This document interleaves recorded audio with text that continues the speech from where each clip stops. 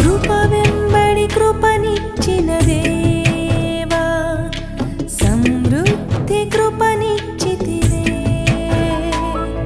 నీ కృప సమృద్ధి కృప, నీ కృప సమృద్ధి కృప. Praise the Lord. దేవునికి స్తోత్రం కలుగును గాక.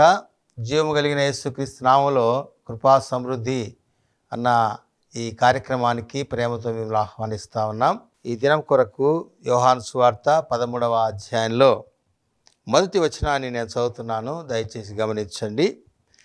తాను ఈ లోకము నుండి తండ్రి వద్దకు వెళ్ళవలసిన గడియ వచ్చనని యేసు పస్కా పండుగకు ముందే ఎరిగినవాడై లోకములోనున్న తన వారిని ప్రేమించి వారిని అంతం వరకు ప్రేమించెను. జీవగల మా తండ్రి, చదవని మాటలు మాకు అర్థమయ్యేటట్టుగా మీరే బోధించండి నాయన. మీ నామానికి మహిమ తెచ్చుకోండి. యేసు నామములోనే అడుగుచున్నాం తండ్రి, ఆమేన్.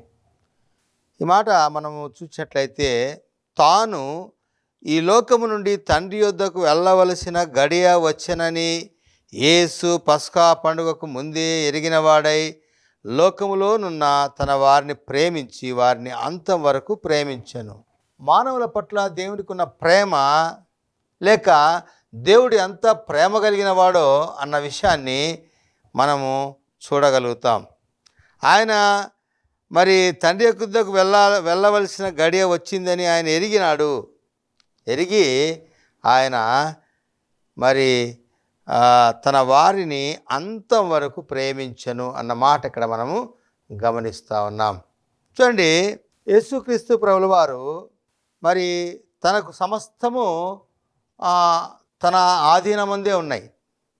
ఆయనకు వేరుగా ఏదీ లేదు. ఈ సృష్టి యావత్తు మరి ఆయనను బట్టి ఆయన కొరకే చేయబడిన అన్న మాటలు కూడా మనము చూస్తూ ఉన్నాం. చూడండి, గమనించండి. యేసుక్రీస్తు ప్రభుల వారు దేవుని మహిమ యొక్క తేజస్సు, ఆయన తత్వం యొక్క మూర్తిమంతమై ఉండి తన మహత్తు గల మాట చేత సమస్తమును నిర్వహించుచు, సమస్తాన్ని ఆయనే నిర్వహిస్తూ మరి పాపముల విషయంలో కూడా శుద్ధీకరణ చేసి ఎన్నో కార్యాలు ఆయన మరి లోకంలో మనుషుల పట్ల ఆయన చేస్తున్నట్టుగా చూస్తూ ఉన్నాం. ఆ ప్రియ ప్రభు మరి తాను తండ్రి వద్దకు వెళ్ళవలసిన సమయం ఆసన్నమైందని ఎరిగిన వాడై తన వారిని ప్రేమిస్తున్నాడు అన్న మాటను మనము గమనిస్తూ ఉన్నాం. చూడండి, యోహాను సువార్తలో 2వ అధ్యాయంలో ఒక సందర్భం మనము గమనించగలుగుతాము.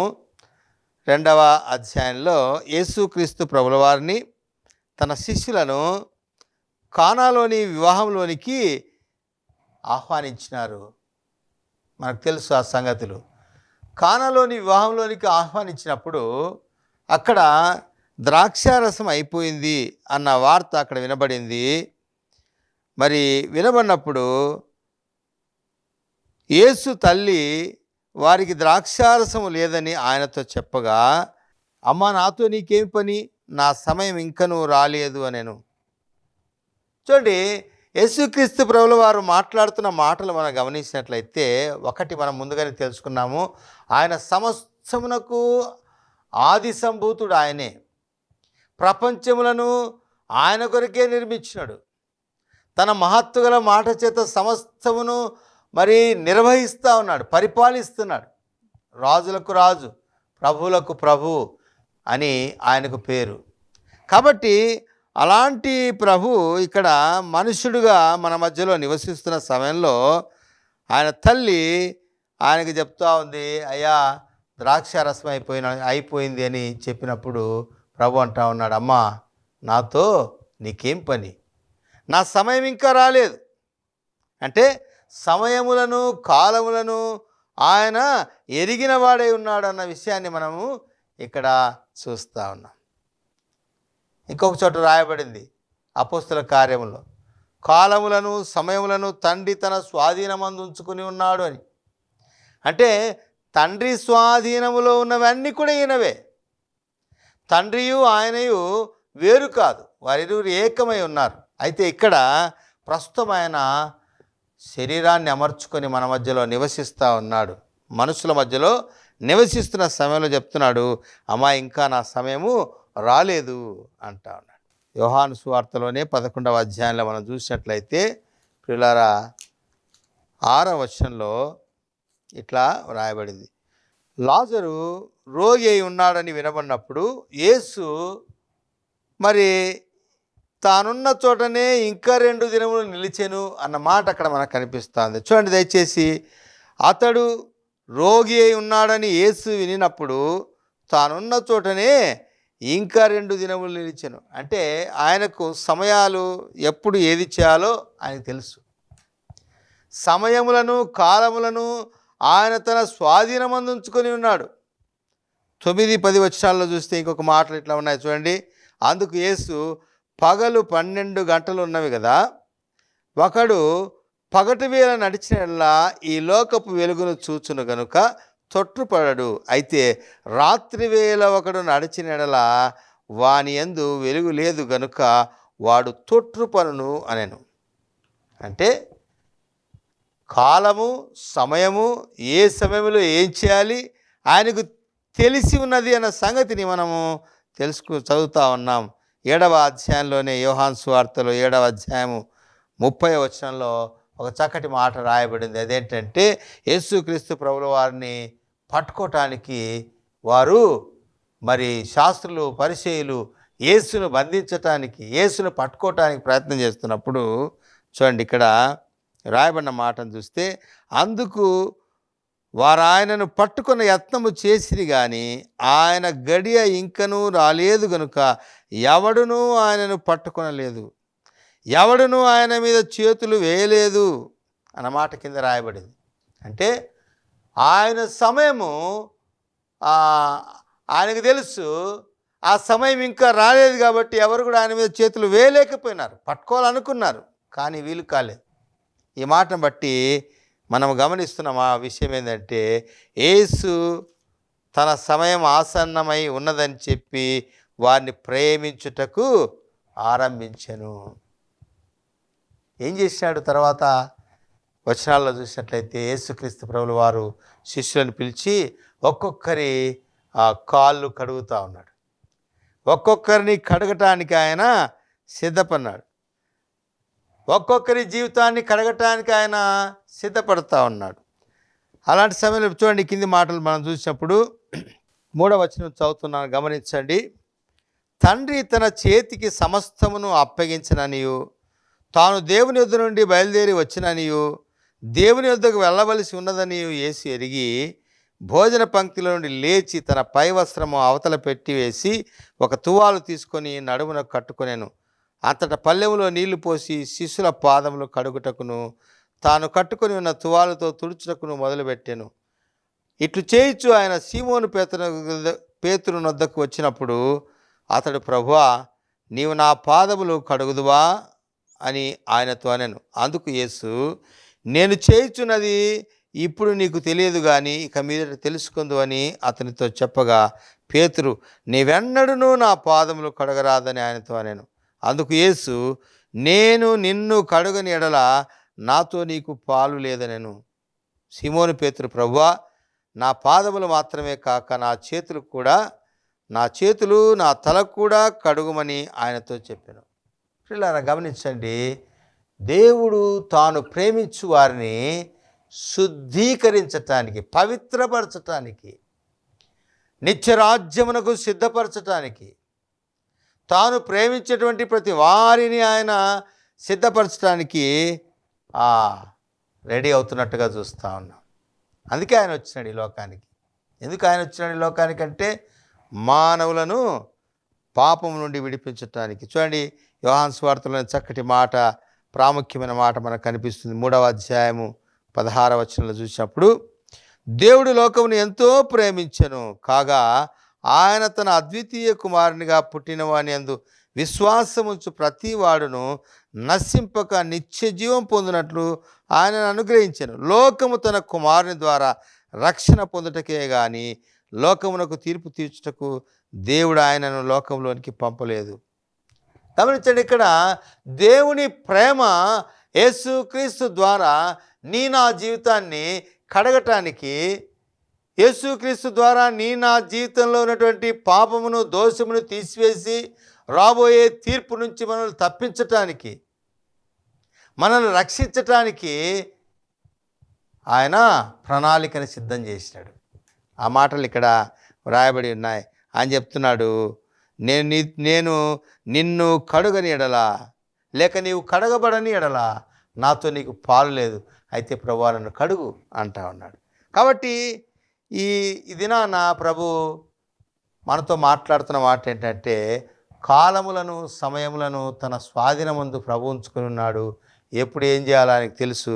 అయితే ఆయన మనకు సమయం ఇచ్చినప్పుడు మనం దాటవేస్తే మనం ఎలాగో తప్పించుకుంటాం. అందుకనే మన కొరకు అనేక మాటలు రాయబడి ఉన్నాయి, దయచేసి గమనించండి. కొరింథీయులకు రాస్తూ అపోస్తలుడైన పౌలు తన 2వ పత్రికలో 6వ అధ్యాయం 2వ వచనంలో మనం చూసినప్పుడు ఈ మాట ఇట్లా రాయబడింది. ఇదిగో ఇప్పుడే మిక్కిలి అనుకూల సమయము, ఇదే రక్షణ దినము. అనుకూల సమయము, రక్షణ దినం. అనుకూల సమయాల్ని దేవుడు నా జీవితంలో, మనుషుల జీవితాల్లో దేవుడు ఇస్తున్నప్పుడు అనేక సార్లు మనుషులు ఏం చేస్తారంటే పెడచెవిని పడతారు.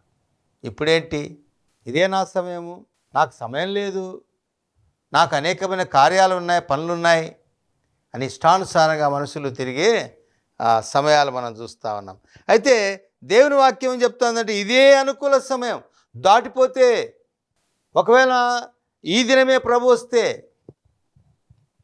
ఈ దినమే ఆయన మరి సంఘమును ఆకర్షిస్తే, ఈ దినమే ఆయన వస్తే ఆ భయంకరమైనటువంటి తీర్పులోంచి నిన్నెవడు తప్పిస్తాడు? అందుకని ఇక్కడ చెప్తా ఉన్నాడు, ఇదే అనుకూల సమయం, ఇదే మిక్కిలి అనుకూల సమయము, ఇదిగో ఇదే రక్షణ దినము.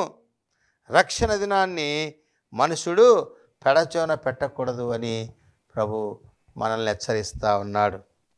ఇంకొక మాట కూడా మనం చూసినట్లయితే కొలస్సీలకు రాస్తూ 4వ అధ్యాయము 5వ వచనంలో చూసినప్పుడు ఇట్లా రాయబడింది, సమయమును పోనీయక సద్వినియోగం చేసుకొనొచ్చు సంఘమునకు వెలపటి వారి ఎడల జ్ఞానము కలిగి నడుచుకొనుడి. ప్రతి మనుష్యునికి ఎలాగూ ప్రత్యుత్తరం ఇవ్వలనో అది మీరు తెలిసి కొనుటకై మీ సంభాషణ ఉప్పు వేసినట్టు ఎల్లప్పుడూ రుచిగలదిగాను కృపాసహితముగాను ఉండనీయుడి. ఇక్కడ మనం చదువుకున్న మాట ఏంటంటే, సమయమును పోనీయక సద్వినియోగం చేసుకోవాలి.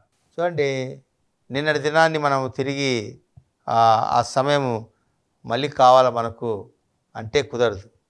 సమయం దాటిపోయిన తర్వాత వెనక్కి తిరిగి చూస్తే అది మనకు దొరకదు. అయ్యో, ఎంత అవకాశాన్ని నేను పోగొట్టుకున్నాను. ఆ అవకాశాన్ని పోగొట్టుకున్న తర్వాత తిరిగి నాకు కావాలంటే అది కుదరదు. అందుకని ప్రభు అంటా ఉన్నాడు ఇక్కడ, నీకు ఇదే సమయం, ఇదే అనుకూల సమయం, ఆ సమయాన్ని పోనీయక నీవు సద్వినియోగం చేసుకో అని ప్రభు జ్ఞాపకం చేస్తూ ఉన్నాడు. చూడండి, ఇంకొక మాట కూడా హెబ్రీయులకు రాస్తున్న పత్రికలోని మాటను మనం గమనించినట్లయితే 3వ అధ్యాయము 15వ వచనంలో ఇట్లా రాయబడింది, నేడు మీరు ఆయన శబ్దమును వినిన ఎడల కోపము పుట్టించినప్పటి వలె మీ హృదయములను కఠినపరచుకొనకూడని ఆయన చెప్పిన కనుక పాపము వలన కలుగు భ్రమచేత మీలో ఎవడను కఠినపరచబడకున్నట్లు నేడు అను సమయం ఉండగానే ప్రతిదినమును ఒకనినొకడు బుద్ధి చెప్పుకొనుడి. చూడండి, ఇక్కడ చెప్తాను, నేడు అనే సమయం ఉండగానే కఠినపరచుకోవద్దు నువ్వు అని జ్ఞాపకం చేసి, ఒకటి ఇదే అనుకూల సమయము అంటా ఉన్నాడు, నీ సమయాన్ని వేస్ట్ చేసుకోవద్దు అంటున్నాడు.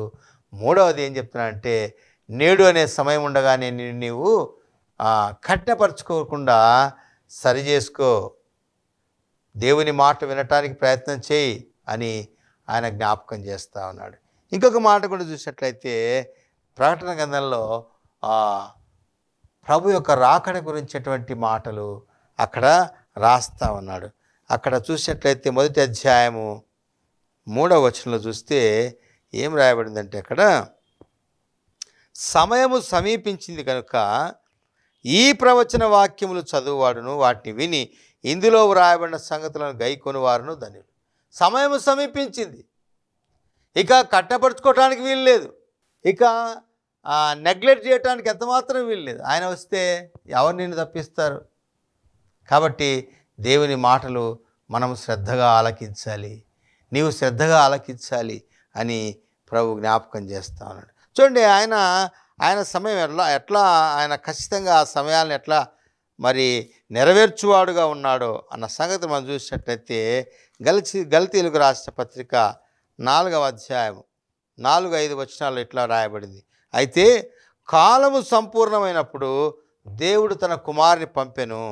ఆయన స్త్రీయందు పుట్టి మనము దత్తపుత్రులము కావాలని ధర్మశాస్త్రమునకు లోబడి ఉన్న వారిని విమోచించుటకై ధర్మశాస్త్రమునకు లోబడి ఉన్నవాడు ఆయను. అంటే చూడండి, ఆయన సమయంలో ఆయన కార్యాలు చేసుకుంటూ పోతున్నాడు. ఆయన జీవించిన కాలంలో మరి ఆయా అవసరాలు వచ్చినప్పుడు వెయిట్ అన్నాడు. శిలువకి ఎక్కడానికి ముందు ఆయన్ను పట్టుకోవాలని ప్రయత్నం చేసిన వారికి కూడా వెయిట్, నా సమయం ఇంకా రాలేదు, ఆయన సమయం ఇంకా రాలేదు కనుక ఎవడనూ ఆయన మీద చేతులు వేయలేదు అని చూస్తాను. అయితే దేవుని కార్యాలు ఎట్లున్నాయంటే సమయము కాలము పరిపూర్ణమైనప్పుడు దేవుడు తన కుమారుని పంపి మనల్ని ధర్మశాస్త్రము నుంచి, పాపము నుంచి, శాపము నుంచి, దేవుని తీర్పు నుంచి మనల్ని తప్పించి మరి విమోచన మనకు అనుగ్రహించి ఉన్నాడు అన్న మాటను ఇక్కడ మనం గమనిస్తా ఉన్నాం. కాబట్టి సమయాలు ఆయన స్వాధీనంలో ఉంచుకున్నాడు, మనకు సమయం లేదని చెప్తున్నాడు. అయితే ఇప్పుడు మనం ఏం చేయాలట? ప్రభు ఏం చేశాడంటే, ప్రభు లోకములో ఉన్న తన వారిని సంపూర్ణంగా ప్రేమించాడట. లోకములో ఉన్న తన వారిని ప్రేమించినాడు కనుకనే ఆయన తన ప్రాణం పెట్టినాడు. ఎవరు ఆయన వారు అంటే దేవుని వాక్యం ఏం సెలవిస్తుందంటే, ప్రియులారా, యోహాను సువార్త 1వ అధ్యాయం 12వ వచనంలో చూసినప్పుడు, తన్ను ఎందరు అంగీకరించిరో వారికందరికీ దేవుని పిల్లలవుటకు ఆయన అధికారం ఇచ్చాను అని మనం చూస్తూ ఉన్నాం. తనను ఎందరు అంగీకరిస్తూ ఉన్నారో వారందరికీ దేవుని పిల్లలు అన్నటువంటి స్టేటస్ ఆయన ఇస్తూ ఉన్నాడు. ఇక్కడ 2 సంగతులు మనం గమనించాలి. 2 భాగాలుగా వాటిని విభజించినట్లయితే, మనుషులందరూ ఆయన సృష్టి, అయితే మనుషులందరూ ఆయన సృష్టి అయినప్పటికీ కూడా పాపము మనుషులను డివైడ్ చేసింది. తను అంగీకరించిన వారు ఒక గుంపు అయితే, మరి అంగీకరించకుండా సమయాలు నష్టపెట్టుకున్న వారు రెండో గుంపు. తను అంగీకరించిన వారిని ఆయన ప్రేమిస్తూ వారికి పనిని అప్పచెప్తా ఉన్నాడు, వారికి తన పనిని అప్పచెప్తున్నట్టుగా చూస్తూ ఉన్నాం.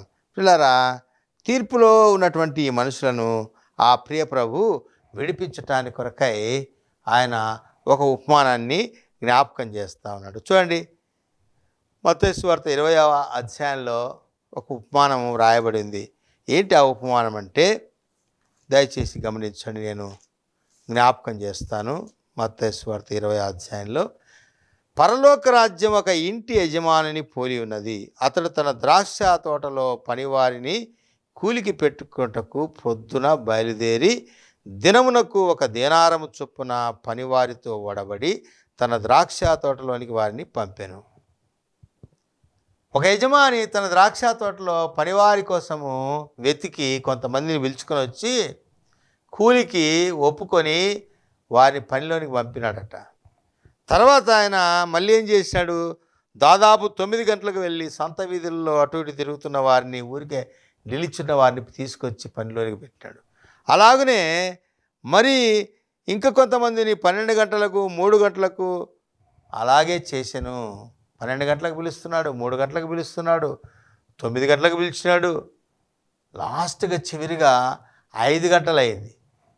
5 గంటలకు కూడా చూస్తే కొంతమంది అటు ఇటు తిరుగుతున్నారు, ఊరికే తిరుగుతున్నారట. ఊరికే తిరుగుతున్నప్పుడు వారిని ఇట్లా పిలుస్తూ ఉన్నాడు. తిరిగి దాదాపు 5 గంటలకు వెళ్ళి మరికొందరు నిలిచి ఉండగా చూచి, ఇక్కడ దినమంతయు మీరు ఎందుకు ఊరికి నిలిచి ఉన్నారని వారిని అడగగా వారు ఎవడునూ మమ్మను కూలికి పెట్టుకొని లేదండి. అందుకతడు మీరు నా ద్రాక్షల తోటలోనికి వెలుడి అని చెప్పాను.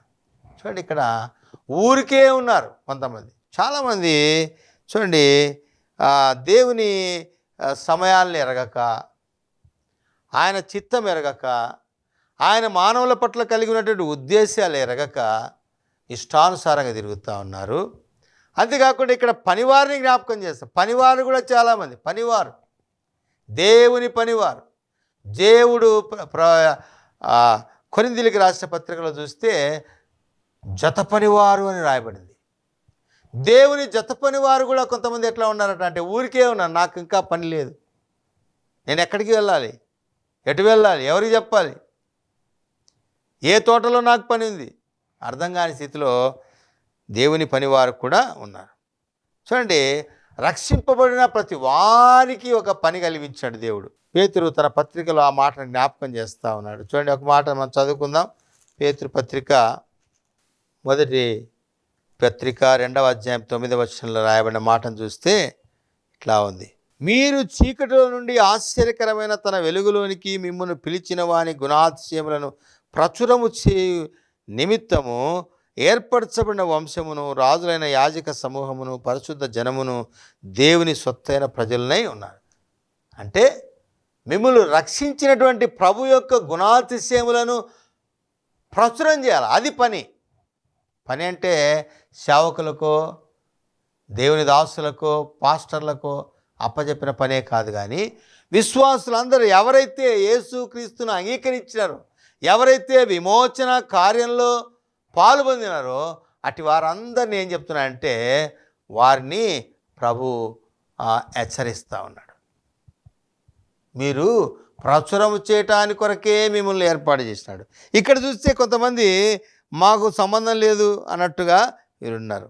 విన్నప్పుడు ప్రభు అంటున్నాడు, ఎందుకు ఊరికే నిల్చున్నారు, రండి నా తోటలోనికి పోయి పని చేయండి అని పిలిచినప్పుడు వారు కూడా పని చేసినారు. వారికి కూలిని సమానంగా ఇచ్చినాడు. ఉదయకాలమున మరి ఒప్పుకొని పని చేసిన వారికి సాయంకాలం వరకు కూడా కూలిని ఆయన ఇచ్చినట్లుగా చూస్తూ ఉన్నాం. అంటే ఈ మాటను బట్టి మనం ఏం గమనిస్తున్నామంటే, తండ్రి తన యేసుక్రీస్తు ప్రభుల వారు మరి తాను తండ్రి వద్దకు వెళ్ళవలసిన సమయం ఆసన్నమైందని ఎరిగి ఆయన ఏం చేశాడట అంటే, తన వారిని ప్రేమించెను. అక్కడ ఒక పని ఉంది. ప్రేమించుట అంటే ఎవరిని ప్రేమిస్తాం మనము? దేవుడి ప్రేమ ఏం చెప్తుంది? ఇప్పుడే ఇంత ముందుగా చదువుకున్నాం, యోహాను సువార్త 3:16. దేవుని ప్రేమ నశించువారు నాశనం నుంచి విడిపించవాడు. అది దేవుని ప్రేమ. ప్రేమ అంటే ఈ పూట ఒక భోజనం పెట్టడమో, లేకపోతే ఏదైనా ఒక దుస్తులు కొంత డబ్బులు ఇవ్వడమో అది కాదు. అది కూడా ప్రేమకు సంబంధించిన కార్యక్రమాలు అయినప్పటికీ అవి తాత్కాలికమైనది. ఇక్కడ దేవుని యొక్క ఉద్దేశం ఏంటంటే అంటే ఎవడు నశించటానికి ఇష్టం లేదు. లూకాసు వార్త 19వ అధ్యాయం 10వ వచనం చూసినప్పుడు, నశించిన దానిని వెదకి రక్షించటానికే మనుష్య కుమారుడు లోకంలోనికి వచ్చనను అక్కడ రాయబడింది. నశించినది వెదకి రక్షించబడాలి. అది దాన్ని వెదకాలి, దాన్ని రక్షించాలి. దేవుడు లోకమును ఎంతో ప్రేమించెను, కాగా ఆయన తన ప్రియకుమారుని యందు విశ్వాసముంచు, తన అద్వితీయ కుమారుని యందు విశ్వాసముంచు ప్రతివాడు నశింపక నిత్య జీవం పొందాలని దేవుడు ఆయనను ఈ లోకంలోనికి అనుగ్రహించినట. అది ప్రాముఖ్యమైనటువంటి పని. అందుకని యేసుక్రీస్తు ప్రభుల వారు మత్తయి సువార్తలో మనం చదువుకున్నటువంటి భాగంలో చూసినప్పుడు అనేకులను పనివారిని పిలుస్తారు. రండి రండి పని చేయండి, పని చేయండి అంటాడు. పని చేసేవారు మరి పని చేస్తే అనేకులు రక్షించబడతారు, ఎవరు కూడా మరి విడిచిపెట్టబడరు. ఇక్కడ చూసినప్పుడు చూడండి 13వ అధ్యాయంలోనే 34-35 వచనాలు చూస్తే ఇక్కడ ఈ మాట రాయబడింది: మీరు ఒకరినొకరు ప్రేమింపవలనని మీకు క్రొత్త ఆజ్ఞ ఇచ్చుచున్నాను. నేను మిమ్మల్ని ప్రేమించినట్లే మీరును ఒకరినొకరు ప్రేమింపవలెను. మీరు ఒకని ఎడల ఒకడు ప్రేమ కలిగిన వారైన ఎడల దీనిని బట్టి నా శిష్యులని అందరూ తెలుసుకుందరు. చూడండి, పని ఏంటంట అంటే ఆయన ఏ పని చేసినాడో ఆ పని చేయాలి. తండ్రి కోరుకున్నది మనం చేయాలి, దేవుడు ఇష్టపడేది మనం చేయాలి, దేవునికి ఇష్టలుగా మనం ఉండాలి. అంటే ఆయన చెప్తున్నాడు, నేను మిమ్మల్ని ప్రేమించినట్లే మీరు ఒకరి ఎడల ఒకరు ప్రేమ కలిగి ఉండండి, అప్పుడు నా శిష్యులని అందరూ తెలుసుకుంటారు. ఒకవేళ ప్రేమ కలిగి లేకుండా ఉన్నట్లయితే మరి ఆయన పిల్లలముగా మనము పిలవడం, ఆయన పనిలో మనం ఉన్నట్టుగా మరి లెక్కించబడదు. యోహాను రాసినటువంటి తన పత్రికలో కూడా 1-2 మాటలు మనం చూసినట్లయితే 2వ అధ్యాయం 5-6 వచనాలు ఇట్లా ఉంది. ఆయన వాక్యము ఎవడు గైకొన్నో వానిలో దేవుని ప్రేమ నిజముగా పరిపూర్ణమాయను. ఆయన యందు నిలిచిన్నవాడనని చెప్పుకునేవాడు ఆయన ఎలాగూ నడుచుకునేనో అలాగే తానును నడుచుకున్న బద్ధుడై ఉన్నాడు. మనం ఆయన ఎందున్నామని దీనివలన తెలుసుకొంచున్నాం. అంటే సమయం అయిపోయిందని ప్రభు శిష్యుల పాదములు కడగటానికి, శిష్యులకు ఒక పనిని అప్పజెప్పటానికి ఆయన సిద్ధపరుస్తూ ఉన్నాడు. ఆయన కార్యం ముగించి వెళ్ళిపోయినాడు. ఆయన శిలువకి ఎక్కినాడు. మనందరి పాపముల కొరకు రక్తం కార్చి ప్రాణం పెట్టి చనిపోయి పాతి పెట్టబడి తిరిగి లేచినాడు. లేచిన ప్రియ ప్రభు నిన్ను నన్ను అడుగుతూ ఉన్నాడు. దేవుని గుణాతిశయములను ఆశ్చర్యకరమైన వెలుగులోనికి పిలువబడినటువంటి నీవు ఆయన గుణాతిశయములను ప్రచురం చేసే కార్యాల్లో నీవు ఉన్నావా, లేక ఊరికే నిలుచున్నావా? ఊరికే నిలుచున్నట్లయితే నీవు నా శిష్యులని ఎలాగ అనిపించుకుంటావు? ఆయన ఏం చేసినాడో నీవు అది చేస్తే ఆయన శిష్యుడని అనిపించుకుంటావని ప్రభు జ్ఞాపకం చేస్తూ ఉన్నాడు. కాబట్టి ఇది నా ప్రభు నీతో నాతో మాట్లాడుతున్న మాట ఏంటంటే, నీకు అప్పజెప్పిన పని, ప్రభు నీకు అప్పజెప్పిన పరిచర్య, లేక నీవు దేవుని సంఘములో దేవుని పరిచర్యలో ఏ పాత్రగా నీవు వాడబడాలో ఆ పాత్రగా నీవు వాడబడాలి. లేక సమయం అయిపోయింది అనుకుంటున్నావా అని చెప్తాను. ఇదిగో 3 గంటలకు 5 గంటలకు కూడా వెళ్ళినాడు. 5 గంటలకు సమయం అయిపోయే సమయంలో కూడా ఇక పొద్దుగుంకుతుంది, ఇక చీకటి పడితే పని జరగదు. అయితే చీకటి పడే సమయంలో మనం ఉన్నాము. నీవు ఈ సమయాన్నన్నా ప్రభుకు నిన్ను అప్పచెప్పుకుంటే ఆయన శిష్యుడుగా నీవు, లేక ఆయన ప్రేమను నీవు ఎరిగిన వాడవుగా ఉంటావని ప్రభు జ్ఞాపకం చేస్తాడు. ఎట్లా ఉన్నావు నీవు? ప్రభు యొక్క సమయాల్ని, ప్రభు నీకు ఇస్తున్నటువంటి ఆపర్చునిటీ, ప్రభు నీకు ఇస్తున్నటువంటి అవకాశములను నీవు సద్వినియోగం చేసుకుంటున్నావా, లేకపోతే నాకెందుకులే అనుకుంటా ఉన్నావా? ప్రభు నీతో మాట్లాడుతున్నట్లయితే ఇది ప్రభుకు నీ హృదయాన్ని తెరుచు. ప్రభువా, నేను కూడా నీ పనిలో ఉండాలని ఆశపడుతున్నాను.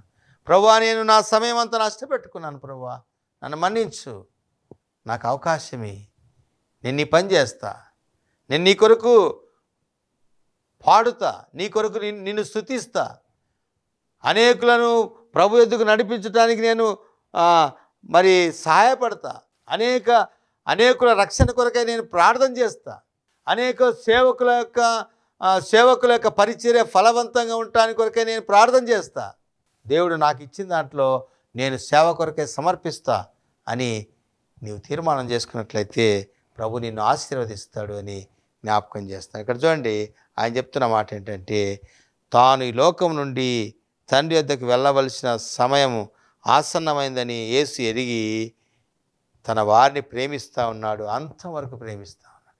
అట్టి ప్రేమలో నీవు ఉన్నావా? నీవు ఉన్నట్లయితే దేవునికి స్తోత్రం. ఒకవేళ నన్ను ఎవడు పిలవలేదులే అని నీవు అనుకున్నట్లయితే ప్రభు నిన్ను పిలుస్తూ ఉన్నాడు. ఆయన పనిలోనికి నీవు రా, దేవుడు నిన్ను దీవిస్తాడు. సమయం అయిపోయింది, సమయం అయిపోయింది కనుక మరి ప్రభు వచ్చే సమయానికి అనేకులు రక్షించబడి ఎవ్వరూ నశించకూడదని ఆయన ఉద్దేశం కనుక అలాంటి కార్యాలు నీవు ఉండాలని ప్రభు నిన్ను హెచ్చరిస్తుండగా ప్రభుకు నిన్ను నీవు అప్పగించుకుంటావా? నీ కృప